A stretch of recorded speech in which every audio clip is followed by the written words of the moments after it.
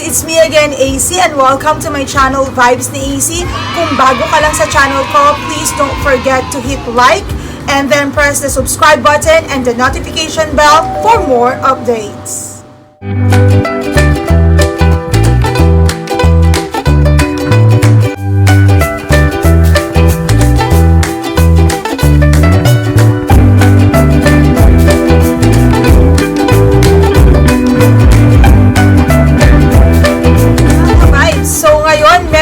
Part 2 ng mga OFW and non-OFW guidelines sa pag-uwi ng Pilipinas. And mga ka-vibes, kailangan bago ka umuwi, you need to make sure to your airlines, mga ka-vibes, kung okay ba talaga na magbiyahe ka o hindi. Dahil pabago-bago nga ang sitwasyon, lalo na sa Pilipinas din dahil sa pandemic. So, eto yung mga bagong guidelines as of July 27. Okay? Eto, ngayon ko siya i-upload July 27. At eto yung mga guide on the arrival and quarantine procedures. Ini-encourage mga ka-vibes lahat ng mga uuwi, lahat ng passenger to follow the guide, register in advance, and pre-book their hotels as necessary para ma-avoid yung mga hassle or inconvenience sa part ninyo. So mga ka-vibes, tandaan nyo to if you will travel with one OFW mga ka-vibes, you will be considered lahat kayo na family as OFWs. So eto na yung mga guidelines effective July 27. So eto yung mga eligible passengers to travel to Philippines. Number 1, of course, yung mga Filipino nationals. Pero again, mga ka-vibes, i-check nyo muna sa airlines nyo kung pwede kayong magbiyahe kasi depende yan sa countries na panggagalingan ng isang returning Filipino. So, you need to check your airlines. Pero, of course, ano naman sila flexible naman sila. So, Filipino nationals. Number 2, spouse and children of Filipino nationals. Number 3, diplomats, foreign government and international organization officials accredited in the Philippines. Number 4, ito naman, effective August 1, 2020, for non-Filipino or foreign nationals with Section 13 Series Visa, RA 7919 Visa, and EO 324 Visa or Native-Born Visa must meet 4 conditions of IATF EID. Number 1, you must have a valid and existing visa at the time of entry because no new entry visa application shall be accepted. Number 2, you need to have pre-booked quarantine facility. So it should be accredited, okay? Number 3, you need to have pre-booked COVID-19 testing provider. And number 4, it is subject to the maximum capacity of inbound passengers as set by the National Task Force for COVID-19. So also, you need to present sufficient proof of eligibility. Passports, birth certificate, marriage certificate, and etc. upon booking your ticket or upon checking in.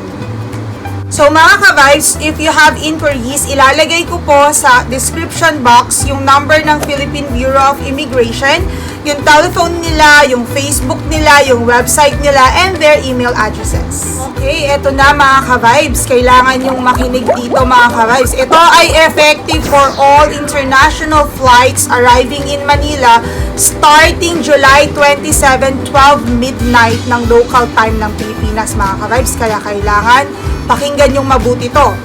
Before you fly and during check-in as early as 3 days mga ka-vibes prior to your departure, mag-register and accomplish the electronic case investigation form. Yun yung sinabi ko sa unang video ko na EC form. Okay? And save the email confirmation and yung QR code. Alam nyo na yun. Nasabi ko na yun sa aking last na video. Okay? For OFWs, ilalagay ko ito. Ito yung website. Alright? And then, for non-OFWs, mga ka-vibes, ito naman ang website. Ayan. For land-based OFWs, mga ka-vibes, create or update your account on the OFW Assistance Information System. Yun yung OASIS. Okay? So, ito naman yung website niya. Ayan. Nilalagay ko din yan lahat sa description box, mga ka-vibes. And then, for non-OFWs naman, mga ka-vibes, kasi marami din nagtatanong sa akin na hindi daw sila OFW pero returning Filipinos sila. So, ensure to have a confirmed booking at the hotel na accredited po ng tourism and health agencies.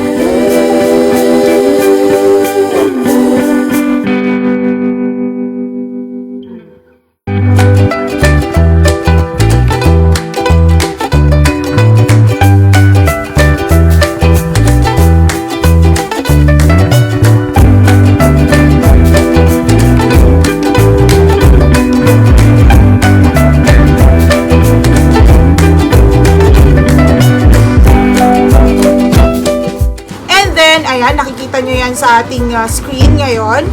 And you will wait for your COVID-19 test results for at least 2 days mga ka-vibes.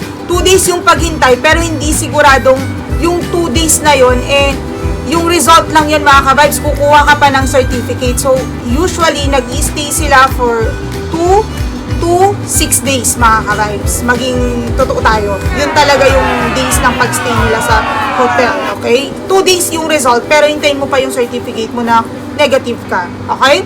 You must stay at your booked hotel until the test result is sent, and yun, yung sinasabi ko, yung BOQ medical certificate, mai-issue sa inyo. Kapag hindi pa na-issue yun mga ka-vibes, dun ka talaga mag-i-stay sa hotel na pinag-stayan mo nung dumating ka sa Pilipinas. Alright? Yung pre-booked hotel mo. So, mga ka-vibes, upon check-in nyo sa inyong airlines, you need to sign the declaration and waiver form. Okay? Ibibigay sa inyo yung agent ng airlines. Okay? Indicating na healthy and fit ka to travel, mga ka-vibes. So, after naman ng check-in, mga ka-vibes, after checking in, online, okay, accomplish mo na yung electronic health locator form and arrival card. So, eto naman yung ano niya, website niya. Ayan, ilalagay ko ulit yan sa description box. And then, sasave mo yung QR code for the presentation to the immigration officer upon your arrival. Okay? So, now, pag dumating ka na naman sa airport, mga ka-vibes, sa Pilipinas, you need to have your temperature checked. Alam nyo naman yun, mga ka-vibes. Of course, kahit pumunta ka sa mall, check yung temperature mo. Now, you need to fill out additional required forms by the Philippine government. Mga OFWs, ito yon, accomplish the project care slip. At kung hindi ka naman OFW, mga ka-vibes, affidavit of undertaking yung iyong i-accomplish na form. Alright. For number 7 naman, you need to listen dun sa briefing na ikakonduct ng personnel ng Philippine government. Okay? For number 8, for OFWs, mga ka-vibes, ibibigay ko kasi sa inyo yung mga para sa OFWs and non-OFWs. So, for OFWs, wait for your turn to proceed to the verification and barcoding booth. Number 2, present the QR code sent to you after accomplishing the ECIF. So, sabi ko na ito sa last video. Number 3, you will be given 6 barcode stickers. 1 barcode sticker will be placed on the back of the passport. Isa lang. And then, number 4 naman, pumunta ka na sa swab test booth and then ibigay nyo na sa kanila yung 5 remaining barcode stickers. Okay? And then, after that, you need to undergo the COVID-19 RT-PCR test for free yun, mga ka-vibes, sa ating mga OFWs. Alright? Okay, for non-OFWs, mga ka-vibes, you need to proceed to the verification and barcoding booth and then present your passport and the QR code sent to you after mo na-accomplish yung ECIF. And then, number 2, you need to pay for your RT-PCR test, mga ka-vibes. The test costs 4,500 pesos. You may pay in cash, okay, PHP or USD, or MasterCard or Visa.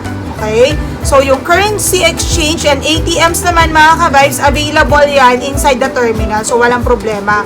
So, you will be given naman sa inyo 3 barcode stickers. Alright? And then, you need to proceed na dun sa swab test booth and hand out yung 3 barcode stickers nyo. Okay? Ulitin ko para to sa mga non-OFWs. Number 4, you will undergo the COVID-19 RT-PCR test at magre-receive kayo ng isang sticker indicating that you have completed the test. And then, kailangan mong ilagay yon at the back of your passport. Alright? Next, help desks are available and at the waiting area for passengers who do not have smartphone devices. Okay? Charging stations then available naman din doon dahil medyo matagal yung process. Number 10, you need to clear with immigration. Alright? So, yung present mo yung QR code sent to you via email after accomplishing the electronic health locator form and the arrival card. Okay? Number 11, you need to proceed to your respective desks for your quarantine hotel assignment. Mga ka-vibes, may mga tanong kasi, no, yung mga ibang kababayan natin na pag non-OFW returning Filipino ka and wala talaga sa budget mo yung sa hotel, pwede ka naman magstay sa government facility at yung government facility na yun is very decent mga ka-vibes at bagong-bago pa rin naman iyon. So, tutulungan ka naman ng gobyerno kung wala kang budget kasi for the OFWs mga ka-vibes, free itong quarantine facility at swab test. So, para sa non-OFW, magbabayad ka. Pero kung wala naman, you can tell the proper authorities kung hindi mo ka talaga kayang magbayad. Ayan, mga ka-vibes. So, now, lahat isa-swab, mga ka-vibes. Okay? Kung ilan kayo, isa-swab kayo lahat. Now, right, for number 11 naman, you need to proceed na, okay, sa respective desks para sa inyong quarantine hotel assignments. Alright? For land-based OFWs and your dependents, mag-proceed kayo sa OWA desk. And then, present the same QR code from the ECIF and submit the OWA Project Care Slip. Alright? And then, for sea-based OFWs and your dependents naman, proceed to the Maritime Industry Authority or Marina Desk. Okay tayo doon? And then, for non-OFWs, proceed to the Hotel Verification Desk. So, again, dapat verified yung hotel nyo, okay? So, hotel coordinator shall verify your hotel booking or assist ka nila sa iyong reservation if you have not made yet. So, kailangan talaga para iwas hassle.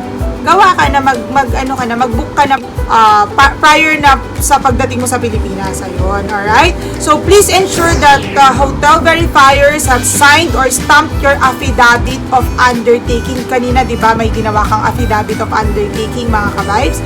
And then, you may also arrange for your airport hotel transfer via shuttle or van at these desks dun sa non-OFWs to, A separate desk is available for coupon taxis and metered taxis. Alright?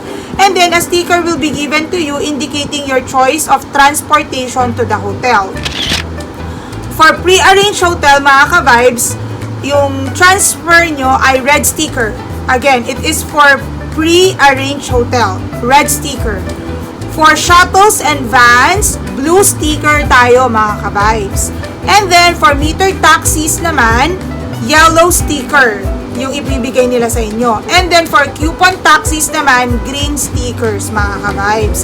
So, ito yung para sa mga non-OFWs, ha? Ulitin ko lang, pre-arranged hotel ay red, shuttles and vans, blue, metered taxis, yellow sticker, and coupon taxis, green sticker. After nun, mga ka-vibes, okay na tayo dun sa mga hotel or quarantine facility assignments, pupunta ka na sa baggage, okay? So, claim your baggage at designated carousel, tapos makiklear ka na with customs check, okay? Now, number 13. Paano naman yung pag-exit mo, mga ka-vibes, okay? So, for OFWs, exit mo yung terminal and wait for your shuttle or bus that will take you to the assigned quarantine facility mo. Alright? And then, for non-OFWs naman, isubmit mo yung affidavit of undertaking before ka mag-exit ng terminal. And then, pumunta ka na dun sa book hotel through your preferred mode of transportation. Yung hotel transfer ka, shuttle or van, or metered taxi or coupon taxi ka. Alright, mga ka-vibes, dito naman tayo pag nandun ka na sa quarantine hotel, alright? You need to check in, of course, sa hotel mo and wait for the release of your test results. After that, for those who tested negatives, mga ka-vibes, it will be sent sa email mo, yung sa email address mo, na pinrovide mo when you registered, alright?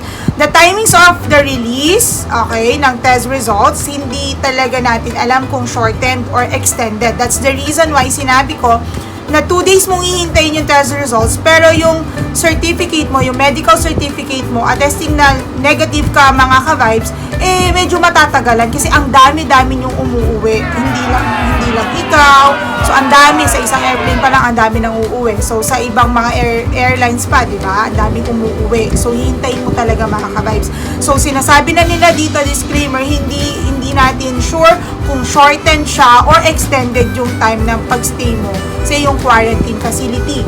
Okay? And then, for OFWs, test results are released by the Philippine Red Cross. Alright? For non-OFWs, test results are released in, sabi na, 24 to 48 hours. Pero yun yung certificates, you need to wait for it. Okay? So, in case you have onward connecting flights, mga ka-vibes, ito din yung usual na tanong nila, and you are required to extend your stay, ito yung number na tatawagan nyo. Ayan. Positive 632-885-5888 as soon as possible for the rebooking of your connecting flights. Ayun, mga ka-vibes. And then, any additional fees required, okay, sa extension should be shouldered na, mga ka-vibes, by the traveler. So, except for the OFWs nga, where hotels and test fees, of course, ma-shoulder ng governing agency. Alright? So, ulitin ko lang, kung talagang non-OFW returning Filipino ka, pwede kang magsabi sa mga authorities if you don't really have the budget for that. Ilalagay ka nila sa government facility na napaka-decent naman, mga ka-vibes. Alright? For number 15, for OFWs, your accommodation and food during your stay, syempre, shoulder ng Philippine government. And then, for non-OFWs, your accommodation and food during your stay will be at your own expense. Delivery of food and other essentials to your room, syempre, subject yan sa rules and regulations ng hotel. And also, usual na tanong nila sa akin, mga ka-vibes, paano pag hindi ako nakaregister sa OWA? Kailangan mo, if you are really OFW, kailangan mong mag-register sa OWA, mga ka-vibes. Otherwise, you will be considered as non-OFW returning ka. So, kailangan mo magbayad ng mga fees. So, better, you need to register sa OWA kung OFW ka, mga ka-vibes. Yun talaga yung the best doon. Alright, dito na tayo. Going home na tayo, mga ka-vibes. If you test positive, the BOQ or Bureau of Quarantine shall transfer you to a designated hospital for further medical management. Ngayon, if you tested negative, you may obtain your BOQ medical certificate via DOH BOQ certificate page for clearance at your quarantine hotel. For a hard copy of your certificate, printing services, syempre, of course, will be available sa hotels niyo. Number 17 na tayo, mga ka-vibes. Malapit na matapos. Once you are cleared, you may contact your relatives to pick you up and bring you home. For land-based OFWs, you may coordinate with OWA or use the OWA Uwian na portal o yung sinabi kong OWA Uwian na app, okay, for further transportation.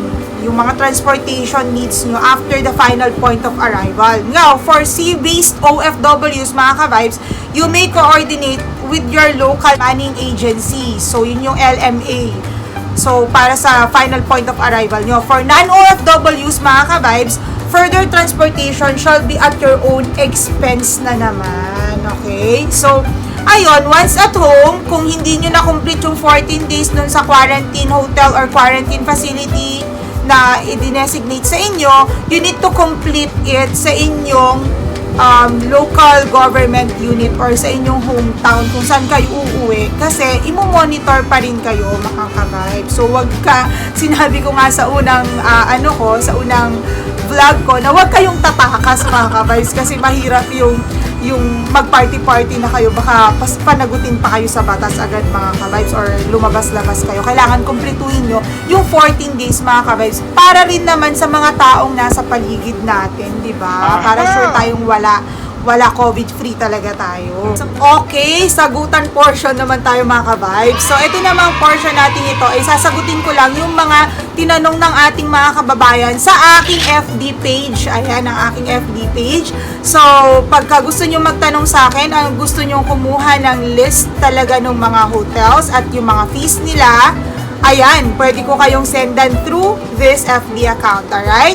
So, ang tanong dito, if nag-swab test na daw sa ibang bansa, pwede ba daw na hindi na mag-swab test sa Philippines? So, or bakit kailangan mag-take pa ng swab test sa Philippines?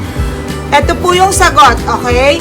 Taking a COVID-19 RT-PCR test is a requirement po ng Philippine government for all arriving international passengers. So, passengers who do not undergo the test may be refused, okay, for entry into the Philippines, mga ka-vibes. So, kailangan talaga. Number 2, sabi dito, kailangan ba magbayad? So, ang magbabayad lang, tulad ng sinabi ko kanina, okay, yung arriving na non-OFWs, yung test fee ay 4,500 na pwedeng by cash yun, na 4,500 USD or PHP or credit card, alright? Kung naman meron kayong ibang mga currencies, pwede naman kayong papalit sa loob ng terminal. Ayan. So, only returning overseas Filipinos are required to pay for COVID-19 RT-PCR. The test is free for OFWs whether nag-arrive sila sa Manila, sa Cebu, or sa Clark. Okay? Now, ito po, for non-OFWs naman arriving in Cebu, alright, the test is 4,900 naman. So, sa Manila, 4,500, sa Cebu, 4,900. Okay, again, payment can be made via cash, okay, in PHB or USD or credit card, alright. So, ito naman, ano daw pwedeng gawin pag nasa assigned hotel while waiting for the results? Sabi nila, ito yung sinabi ng Philippine government, we encourage everyone na magstay safe by staying inside their rooms. Huwag kayong mag-roam around sa hotel. And while waiting for their test results to come out, meron mga safety protocols yung different hotels. So, you need to really know yung mga safety protocols nila, baka labagin natin. So, wag po natin labagin yung mga yon. Kailangan aware tayo pagdating natin doon, tatanungin na natin or ilalatag na nila yung mga safety protocols nila para sa quarantine ninyo. Alright? And then, ayan, does the airline allow connecting flights? Immediate connecting flights, for example, sa Philippine Airlines, immediate connecting flights for international to international and international to domestic routes are not allowed. Okay? Only domestic to international and domestic to domestic routes are allowed at this time. Ulitin ko lang, ito po ay galing sa Philippine Airlines, okay? Immediate connecting flights for international to international and international to domestic, okay, hindi po allowed. Pero kung domestic to international, lalabas ka, and domestic to domestic, sa loob lang naman, yun po yung allowed at this time. Pero anyway mga ka-vibes, kung meron pong mga bagong mga rules, wag nyong hahayaan na hindi titignan dito sa aking channel. If nagustuhan nyo itong portion na to, please don't forget to hit the like button and press the subscribe button. Press the notification bell mga ka-vibes for more updates. So ayun, napaka-importanting may alam tayo bago tayo umuwi. Mahirap talagang umuwi, di ba mga ka-vibes? And kailangan talagang chine-check natin lahat ng mga information para aware tayo sa lahat ng mga procedures dahil napakahirap talagang umuwi at this point in time kung gusto natin umuwi ng Pilipinas. Pero anyway, ayan po at na-present na natin. If you have questions, don't forget to message me sa aking FB account at aking Instagram account or comment down below for your questions. Maraming salamat po and